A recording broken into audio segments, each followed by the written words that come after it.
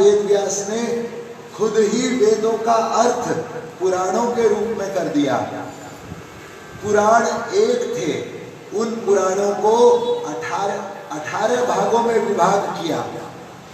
17 पुराणों की रचना पूरी हो गई, फिर भी व्यास जी को संतोष नहीं हुआ। तब व्यास जी ने सोचा कि मनुष्य मात्र के धर्म को कैसे बताएं। नर का धर्म, नारी का धर्म, पिता का धर्म, पुत्री का धर्म, सन्यासी का धर्म, ब्राह्मण का धर्म, क्षत्रिय का धर्म, वैश्य का धर्म, शूद्र का धर्म, राजा का धर्म, सिपाही का धर्म, बढ़ई का धर्म, सुनार का धर्म, हर एक पूरे विश्व में हर एक व्यक्ति के धर्म का निरूपण करने के लिए उन्हीं वेद व्यास जी ने महाभारत की रचना की। महाभारत का रचना कर देने के बाद भी व्यास जी के मन में संतोष नहीं हुआ। व्यास जी चिंता कर रहे हैं कि मैंने लोगों के जीवन भर कल्याण किया, लेकिन फिर भी मेरे मन में संतोष क्यों नहीं है। अच्छा, व्यास जी चिंतन कर रहे हैं। व्यास जी कौन है? व्यास जी के बारे में ऐसा कहा गया है कि अचतुर्वदनो ब्रह्मा द्विबाहुरपरो हरि अभानलोचन शंभो साक्षात् बादरायणी। 4 मुख नहीं है लेकिन फिर भी ब्रह्मा है।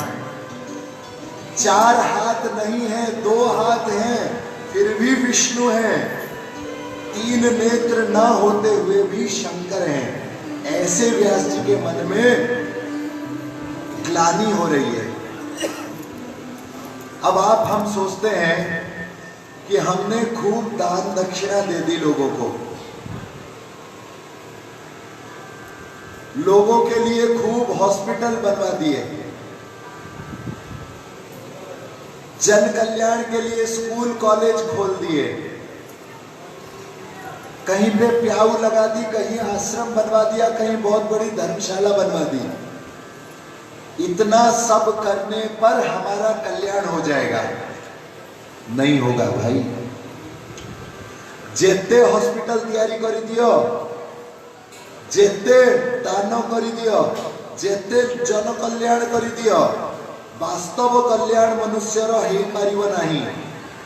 जब सारे धर्मों का निरूपण करने के बाद भी भगवान वेद व्यास के मन में शांति नहीं मिली, तो हम आप ये छोटे मोटे दान दक्षिणा करके, छोटे मोटे यज्ञ करके अपना कल्याण करना चाह रहे हैं। कैसे होगा भैया?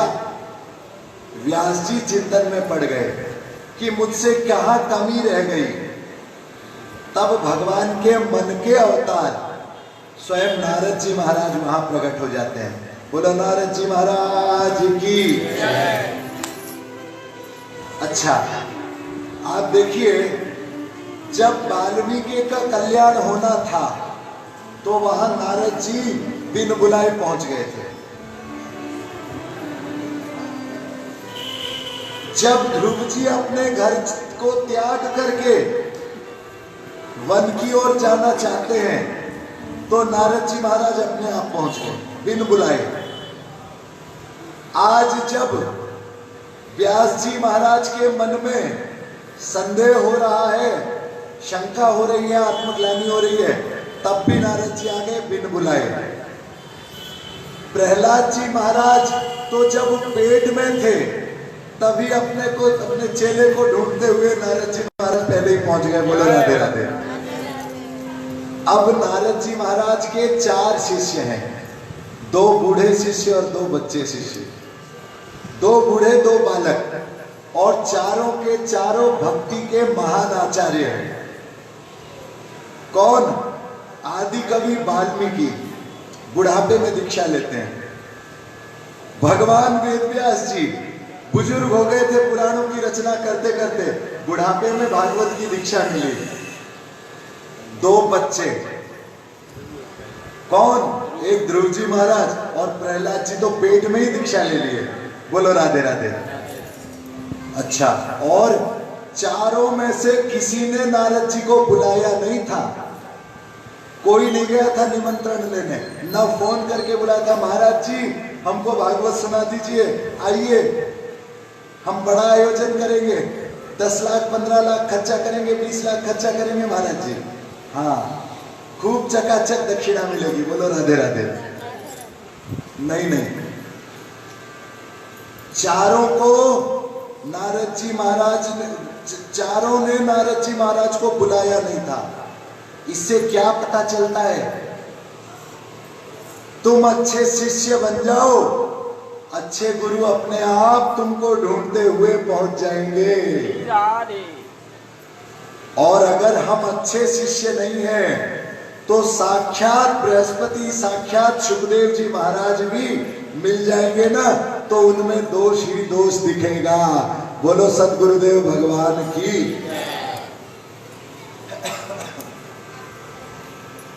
सही बात है ना? हाँ, हमारे जीवन में क्या हो रहा है? यही तो हमारे साथ हो रहा है।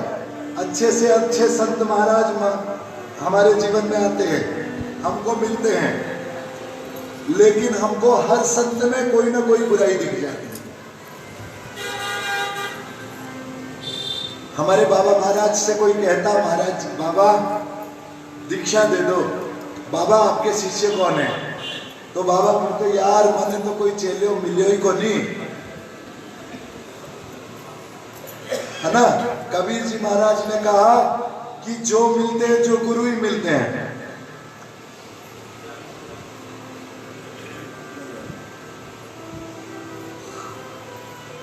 जो मिलते हैं, जो गुरु ही मिलते हैं। अब कलयुग में तो इसका विशेष प्रभाव देखने को मिलता है। गुरुजी अपना ज्ञान बोलते रहे, चेला उसमें एक चलनी पकड़ के बैठ जाता है। भागवत होती है ना, सबके सिर के ऊपर एक चलनी लगी है। इसमें व्यास जी कुछ भी बोले, हम अपने हिसाब से उसमें छान लेते हैं। छान छान के अपने मतलब की कथा तो घुस जाती है, बाकी कथा व्यास जी महाराज को वापस लौटा देते हैं। बोलो राधे राधे। तेरा तुझको अर्पण क्या लागे मेरा, है ना? व्यास जी महाराज कहते हैं कि ज्यादा बात मत करो, सो जाया करो जल्दी से, जिससे कि कथा में नींद नहीं आए। लेकिन हम बोलते हैं, अरे ऐसे ही बोलते हैं, कथा में तो रोज रोज बोलते हैं। संत सब बोलते हैं दूसरों का दोष मत देखो, लेकिन हम कथा से उठते ही दूसरों का दोष देखने लग जाते हैं। क्यों? हम सबके सिर में एक चलनी लगी है, वो छानती रहती है कथा को। ये बात अच्छी है, इसको रख लो, दूसरी बात से उड़ा दो, उड़ा दो। नहीं नहीं, चालनी मत रखो। जो सच्चा शिष्य होता है वो कभी भी गुरु के वाक्य में संदेह नहीं करता है। सत्य ज्ञाने गुरुर वाक्य जहार विश्वास अवश्य तहार है ब्रज भूमि वास। जो गुरुदेव के वाक्यों पे सत्य करके विश्वास करता है, उसको वृंदावन धाम, उसको ब्रज धाम जरूर मिल जाता है, वैकुंठ धाम जरूर मिल जाता है। तो 4 शिष्य। आज व्यास जी महाराज जब मन में असंतुष्ट होते हैं, व्यास जी अच्छे शिष्य हैं, इसलिए अच्छे गुरुदेव अपने आप आके पहुंच गए। नारद जी महाराज व्यास जी से पूछते हैं कि आप क्यों दुखी हैं? नारद जी कहते हैं, मैंने सब रचना की, लेकिन अभी भी मुझे लगता है कि मैंने लोगों का, जीवों का कल्याण नहीं किया। मेरा जो कार्य था वो पूरा नहीं हुआ, तो कौन सा कार्य बाकी रह गया है मैं वो नहीं जान पा रहा। तो नारद जी बहुत सुंदर कहते हैं, अत्यंत सुंदर उपदेश कहते हैं। नारदो वाच न यच्चित्रपदं हरेर्यशो जगत् पवित्रं प्रगणीत कर्हिचित् तद्वाय संतीर्थमुशन्ति मानसा न यत्र हंसा निरमत्यु शिक्षया तद्वाग् विसर्गो जनता विप्लवो यस्मिन् प्रतिश्लोकमबद्धवत्यपि नामान्यतन्तस्य यशोऽङ्कितानि यच्चन्यवन्ति गायन्ति गृह्णन्ति साधवा। 3 श्लोक हैं ये अध्याय 5वें के 9वें 10वें और 11वां श्लोक, 9, 10, 11 और 12, ये जो 3 श्लोक हैं इन्हें संत लोग भागवत का संपुट कहते हैं। जो लोग चंडी का पाठ करते हैं वे लोग जानते हैं कि संपुट का अर्थ क्या होता है। रामचरितमानस में भी संपुट का पाठ किया जाता है। संपुट उसे कहते हैं जो कि ग्रंथ का एक अंश विशेष है और किसी विशेष प्रयोजन का वो बोधक होता है वह श्लोक, और उस श्लोक का प्रत्येक चौपाई के बाद में एक एक बार पाठ किया जाता है।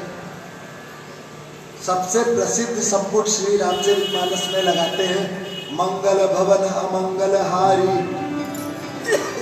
द्रवहु सुदशरथ अजिर बिहारी दीन दयाल बिरदु संभारी हरहु नाथ मम संकट भारी। ये एक संपुट है।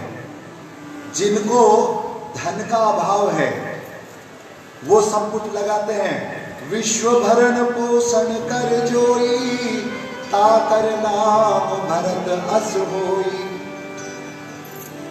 अलग अलग कामनाओं से अलग अलग संपुट लगाया जाता है। चंडी के पाठ में भी हर एक श्लोक के बाद संपुट की आहुति की जाती है। संपुट चंडी उसे कहा जाता है। श्रीमद् भागवत में भी ये 3 जो श्लोक हैं ये पहले भी तीनों श्लोक यथावत हैं और भागवत के 12 स्कंद के 12वें अध्याय में भी ये तीनों श्लोक यथावत हैं। ये तीनों श्लोक भागवत के पहले भी और अंत में भी यथावत रखे गए हैं। क्यों? क्या व्यास जी महाराज ने भागवत की रचना करने के बाद पढ़ा नहीं? तीनों श्लोक को पुनः क्यों लिख दिया? व्यास जी महाराज ने बहुत सोच विचार के इसकी यहाँ स्थापना की।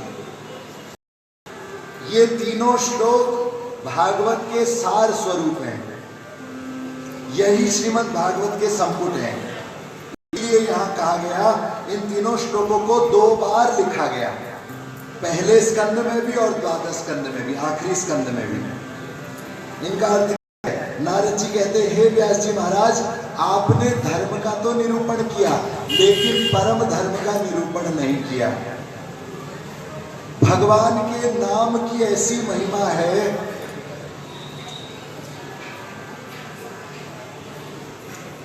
कि अगर कोई वाणी में कोई भी अलंकार नहीं हो, सुंदर सुंदर वाक्य नहीं हो, लेकिन उस वाणी में भगवान के नाम हो, भगवान के गुण कथा हो, तो वो वाणी बड़े